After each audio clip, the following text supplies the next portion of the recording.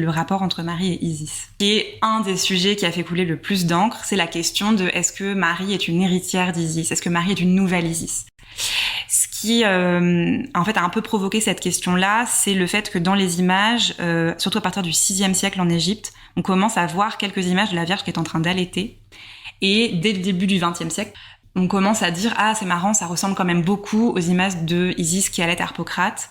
Et surtout à toute une série de statues qu'on connaît d'Isis allaitante qui datent plutôt de l'époque hellénistique romaine, donc ils sont relativement proches chronologiquement de ces premières représentations de Marie allaitante.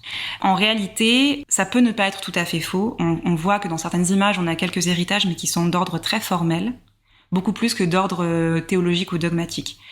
L'historiographie a essayé beaucoup de forcer en fait ce parallèle-là. Il y a aussi des auteurs, et notamment d'ailleurs des autrices, qui ont à l'inverse beaucoup insisté sur le fait que en fait le thème de la maternité c'est tellement universel qu'on peut pas faire un lien entre deux figures féminines de mère en disant oh elles sont liées l'une à l'autre parce qu'en fait il y a pas besoin de ça. La question de la maternité elle est beaucoup trop présente globalement dans les sociétés pour qu'on ait besoin de ce lien-là.